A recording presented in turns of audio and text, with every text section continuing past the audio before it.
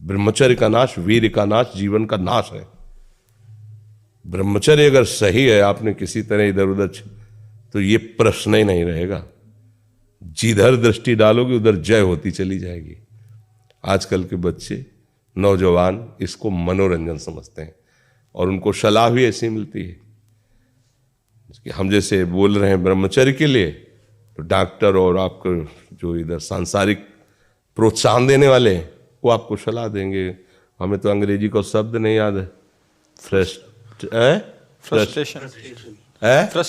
हाँ, यही जो स्टेशन कह रहे हैं गाड़ी स्टेशन से अलग कर दो तो बोले तुम बहुत शांत हो जाओगे और फिर अपने काम में। देखो कैसा उपदेश दिया जा रहा है कि वो तो ये जो कमियां है ना, ये कोई भूत नहीं है जैसे लोग कहते हैं ना, पता नहीं कौन, ऐसा कुछ नहीं, गंदी आदतें हैं, इन पर संयम लाओ। आप समझ रहे, स्वीकार करते हो हमारी बात कि इसमें आपको संशय है?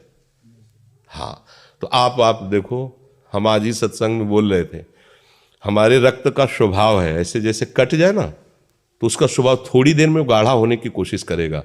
यदि कहीं फ्लो वाली नस कट गई तब तो आपको वहाँ डॉक्टरी की जरूरत है। अगर ऐसे कहीं त्वचा में ऐसे, तो उसका स्वभाव गाढ़ा हो जाना, वो थोड़ी ही देर में वो अपने आप को बांध लेगा, क्योंकि रक्त का एक स्वभाव होता है।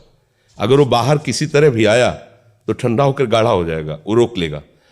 इसकी आखिरी परिणति है वीर्य, वो स्वयं से नहीं निकलता, वो इससे भी गाढ़ी वस्तु है, वो घर्षण से निकलता है। अगर आप उसको गर्म न करें चिंतन के द्वारा, क्रिया के द्वारा, तो नहीं निकलेगा। और जब हम उसको, तो फिर वो जीवन को नष्ट, प्राय इस पर बच्चे ध्यान ही नहीं देते कि ये कोई मार्ग भी है। और परिणाम क्या होता है कि फिर वो संसार में, जिसे डिप्रेशन कहते हैं, मानसिक रोग से ग्रसित हो जाते हैं, क्योंकि इसका परिणाम यही है। या तो आपको प्रमाद और आलस्य युक्त होकर समाज से अलग पड़ा रहना पड़ेगा, और या फिर आखिरी कि आत्महत्या कर लें, ऐसी सलाह आपका मन देगा, ऐसी स्थिति में पहुंचा देगा। इसलिए हमें लगता है जब तक ब्याह न हो तब तक ब्रह्मचर्य से रहो, ब्याह भी हो जाए तो संयम से रहें। ये जीवनी शक्ति है, ये किसी के साथ खिलवाड़ नहीं करना चाहिए। पढ़ाई लिखाई वो कैसे तुम्हें बताए, अभी आप छेड़ना मत। जैसे लोग कहते ना, मैं बहुत परेशान हूं, कुछ करता नहीं हूं, ऐसा हो जाता है वैसा हो जाता है, तो आपको हम बता रहे रक्त का स्वभाव है जैसे, तो इसकी आखिरी परिणति है वो वीर्य। उसका स्वभाव नहीं है बहना, उसका स्वभाव ऐसा है, उसको जब तक ताप नहीं लगेगा तब तक वो बाहर नहीं हो सकता। आपने गलत अभ्यास किया, माना 2-4 महीने 5 महीने वो अपने अभ्यासवश पतित होगा, लेकिन आप छोड़िए, उसका चिंतन छोड़िए, उसकी क्रिया छोड़िए, अपने आप वैसे हो जाएगा। जैसे रक्त है, आप 1 महीने में देना शुरू करो, जो देने का नियत कितना, 100-200 ग्राम 500 ग्राम जो भी दिए, 300 जो भी आप दीजिए, हर महीने तैयार हो जाएगा। और आप ना दीजिए तो आपके शरीर को अभ्यास हो जाएगा, आप दीजिए तो शरीर को अभ्यास हो जाएगा। वो शरीर, अगर आप रोज 300, तो फिर क्या होगा, आप मर जाओगे।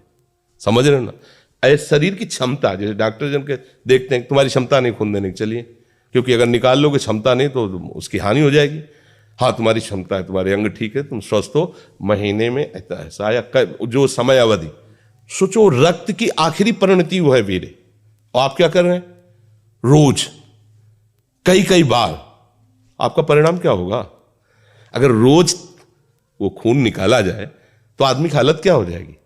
खून की आखिरी परिणति है, अन्न रस जो हमने पाया उसकी परिणति धीरे धीरे परिवर्तित होते हुए मांस, मज्जा, रक्त, इनके वो आखिरी सप्तम धातु है वीर्य। और उसके साथ ऐसा खिलवाड़, कैसा जीवन होगा आपका? तो इस पर कोई विचार ही नहीं करता, समझता है ये तो केवल बाबा जियों का विषय। नहीं, आप मनुष्य शरीरधारी हो, आपको भी संयम से चलना है।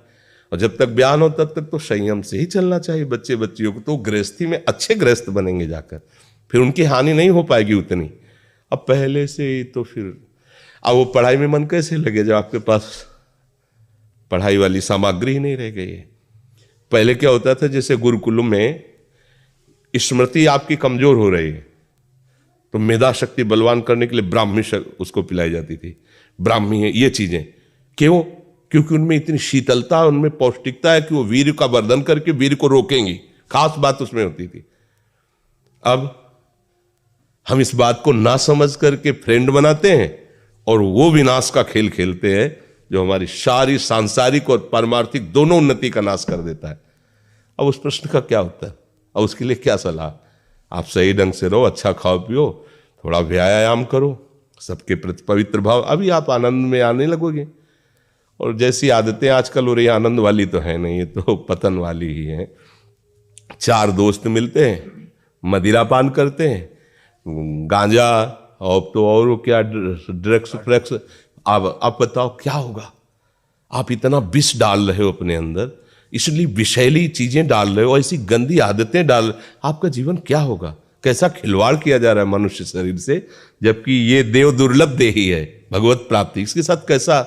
तो बच्चों को ना तो सत्संग मिल रहा है, ना शास्त्र स्वाध्याय मिल रहा है, ऐसा ही संग मिल रहा है जो पतन का कारण क्या हो रहा है। अच्छा, बहुत पढ़े लिखे हो और शराब पी के नाली के कीड़े की तरह पड़े हो, माता पिता का अपमान कर रहे हो, मन मानी बेविचार कर रहे हो, पढ़ाई लिखाई क्या हुआ? पढ़ा लिखा से भाई विद्या तो वही जो विनय, पवित्रता, शालीनता, सभ्यता, नम्रता, ये तो सद्गुण विद्या में आज की रह नहीं रहे।